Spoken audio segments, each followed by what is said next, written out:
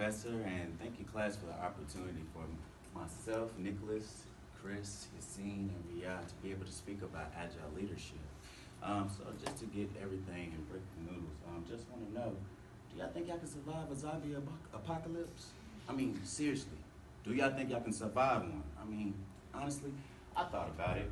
And to be honest, I figured like you gotta have a minimum of set skills, possibly from being clever, maybe having a good shot, and then of course maybe making donuts. Maybe, I don't know if that's your flavor. But for me, I mean, this is very important. These are very important because ultimately you need to be able to have these type of skills to be able to, what we all can definitely agree upon is that you have to be quick, regardless of anything within that zombie apocalypse. So, being quick, it can actually be able to save yourself in the zombie apocalypse, but most importantly, it can save your business by reacting fast. Okay. Speed, agility, it can definitely save your life. As you all become owners and managers of companies, your agile leadership will be key for survival within the global market.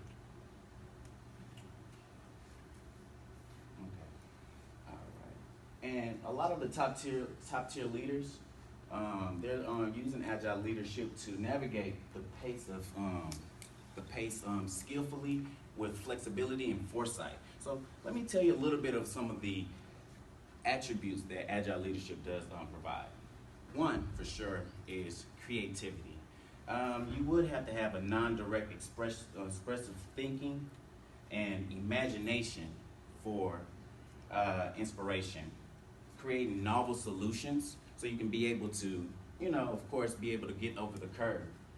The next will be innovation, directive expressive thinking, of course, and this itself will be deliberate for results, and it can also be able to help you be able to differentiate yourself from the industry. So some of the things that I have realized and noticed in the industry to be able to deliver this completely. For example, Eastman Kodak, the former photography giant, what they have done, they did not actually do any type of agile leadership. They displayed none of it because they was not prepared for the digital landscape that 35 millimeter film would be able to stay in effect. But instead, it ended up becoming obsolete. So, of course, the leadership did not move fast enough to be able to keep up with the times. But you do have other companies like Tesla in itself, where they did take creativity and innovation to be able to now take the third largest shareholder in the auto industry, surpassing BMW.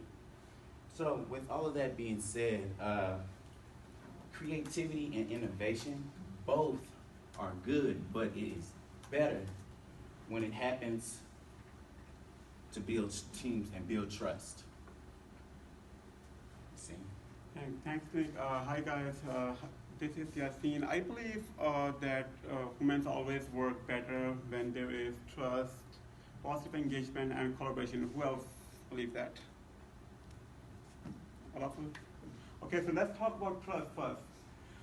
Trusting can be oftentimes very hard, but sometimes we have to take that risk and believe in the person right next to us.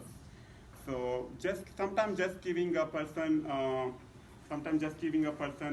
benefit of doubt and relying on them can be strengthen the bond and work between each other. Guys, most often than not, people individually will respond positively when you have approached with them in confidence. Once you trust them, it leads them to trusting you back. So which will make a positive impact, and it will much easier to finish our project. Just like trust, engaging and commitment which each individual is very important. If the person is not committed to the work, the end will always suffer. So when we're working together, make sure when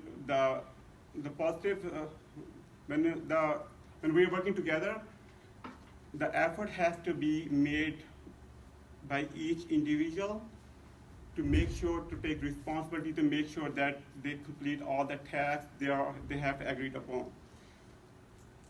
Last and least, but not least, collaboration is also very important in teamwork. And if it is if you're not communicating and collaborating in your team with others, most of the time your project ends up being incomplete. So that is why you make sure you're communicating and you're cooperating when necessary. And also when we're working together with the team towards the same goal, with a better understanding, our goal is always will be more achievable when we have a better understanding. So like Yassine was saying, trust and collaboration are two important characteristics when it comes to just overall business structure. So one thing that our article talks about is the difference between an agile leader and more of a top-heavy leadership role. And just to say, top-heavy leadership is more likely a structure that is comprised of managers and just higher-ups. And in these types of leadership roles, there's not much communication between the employees and the higher-ups, and it often translates poorly, leading to people quitting their jobs or even people often just losing their jobs because they're not performing as well as they hope. So what makes an agile leader more effective is that they sort of push to a more democratic / decentralized structure, which they push for more collaborative and resilient work. And they do this by forming self-organized teams and emphasizing the importance of communication. So when it comes to self-organizing teams, this is a very effective approach because it allows people to be more empowered to their responsibilities by doing their own work. Because when you're in a group, everyone's entitled to do something productive. And if you don't do it, you slow everyone else down. So by forming self-organized teams, it leads to better accountability, capacity, and capability because you exchange different ideas, thoughts that give different angles of a problem. And next is communication.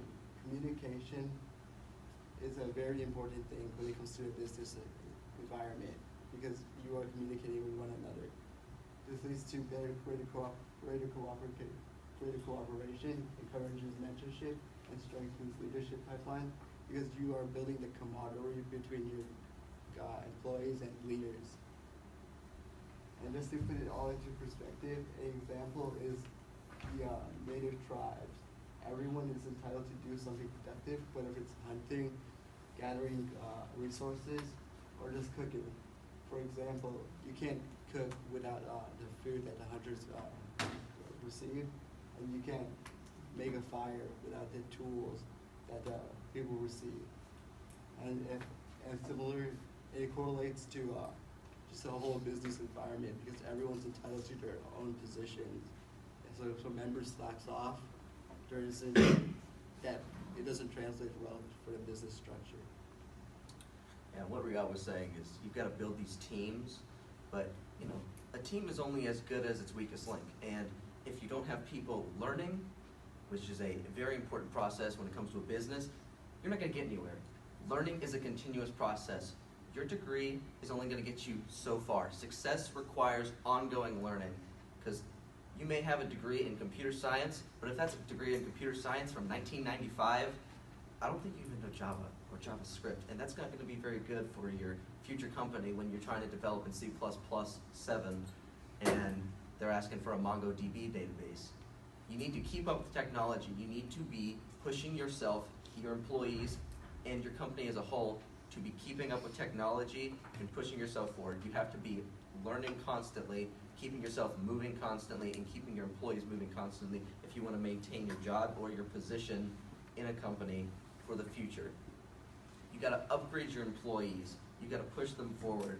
You host workshops, you have libraries for them to read, you have informal libraries for them to do in their spare time.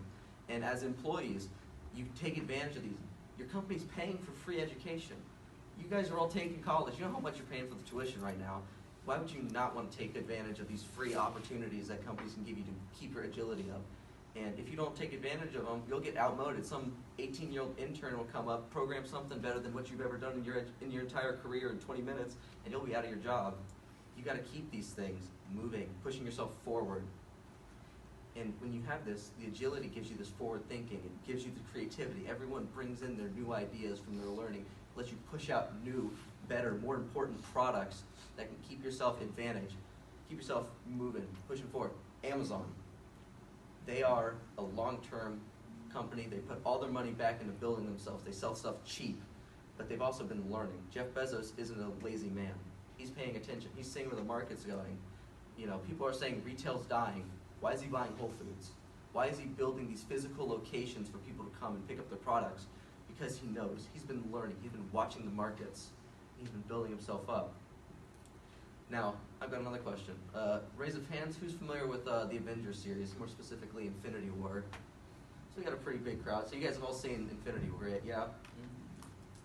Thanos. He's a man. He learned. He was that jolly purple giant. He was paying attention. He needed the Infinity Stones. He spent his entire life searching for this solution. But he wasn't slacking. He wasn't just going to be chilling out the same way you had Magneto from the original Fantastic Four trying to, zap everyone with magnetism, trying to figure out how to, beat people with that. He was paying attention. He was building his army. He was figuring out where all the stones were.